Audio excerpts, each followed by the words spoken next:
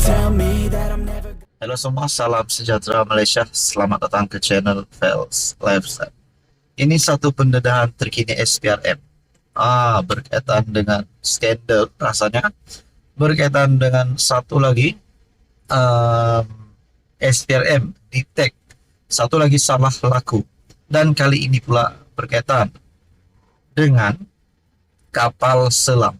Akhirnya dikongsikan daripada Malaysia kini, SPRM temui petunjuk baru dalam kes Scorpene. Suruhanjaya Pencegahan Rasuah Malaysia dilaporkan memperoleh petunjuk baru dalam siasatan mengenai pembelian kapal selam kelas Scorpene oleh Malaysia dari Perancis. Laporan oleh The Star yang memetik sumber yang mempunyai pengetahuan tentang siasatan itu menyatakan badan tersebut sedang menyiasat sebuah syarikat tempatan yang dipercayai telah membayar RM42 juta tanpa pengetahuan lembaga pengarahnya. Lebih menariknya, tuan-tuan dan puan, ada dikongsikan di sini.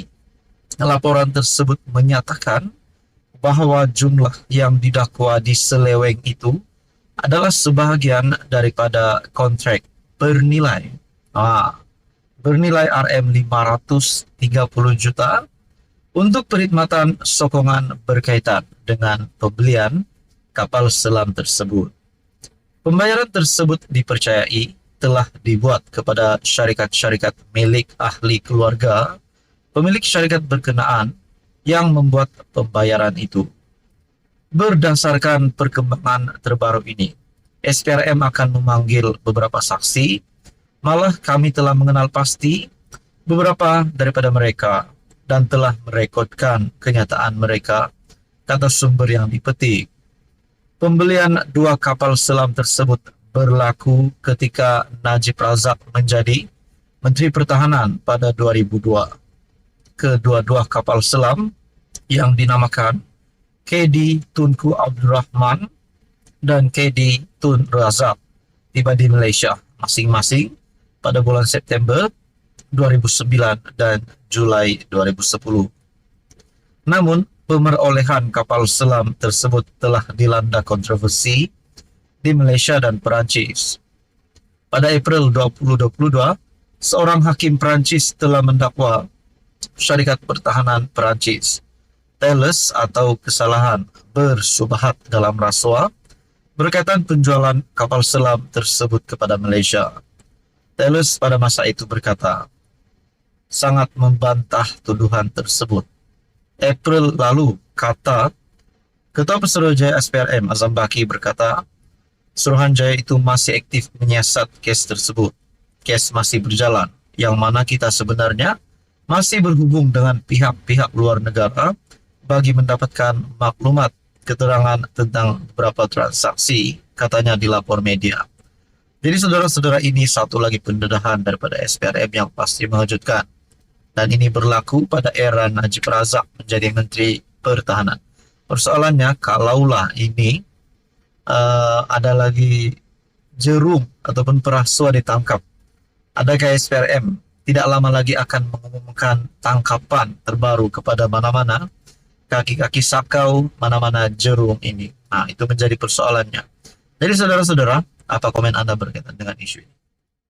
Halo semua, salam sejahtera Malaysia.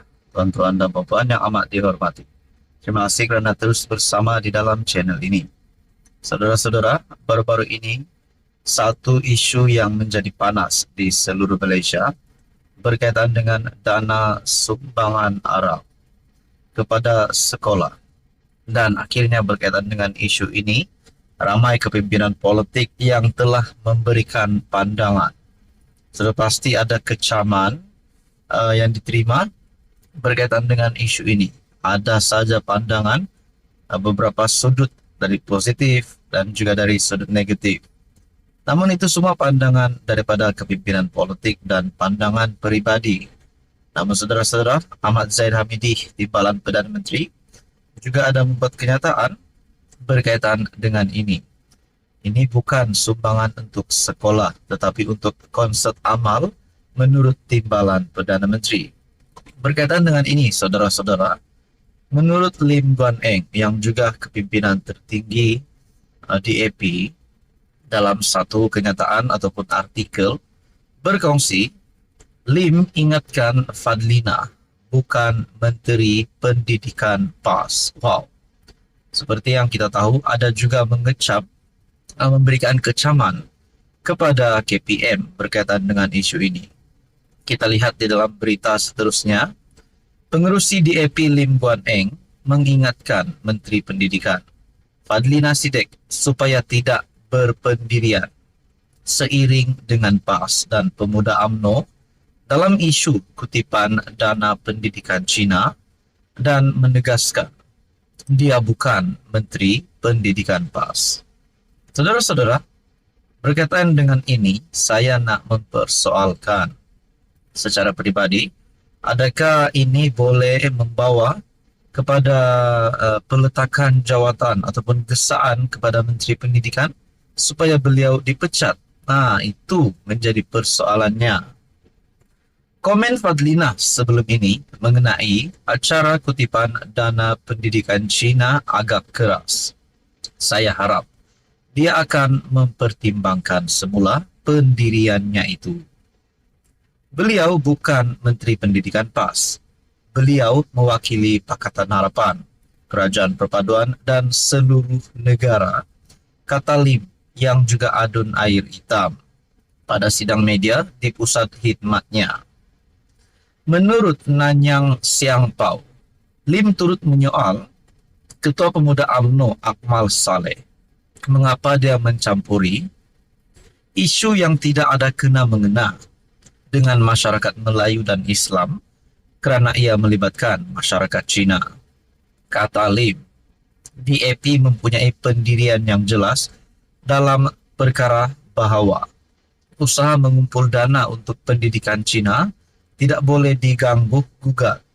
Pendirian ini jelasnya telah dibangkitkan dalam kabinet dan jemaah menteri sedang menunggu maklum balas daripada Kementerian Pendidikan. KPM berkata kerajaan mengekalkan garis panduan sedia ada untuk kutipan dana sekolah yang termasuk larangan sebarang pameran dan promosi minuman beralkohol di premis sekolah.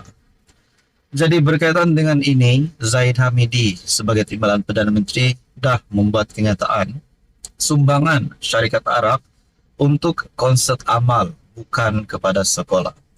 Jadi saudara-saudara, berkaitan dengan cerita panas ini, adakah ini akan memberikan kesan kepada kerajaan, kesan kepada mana-mana pihak politik di Malaysia? Apa komen Anda? Sekian saja, teruskan bersama di dalam channel ini.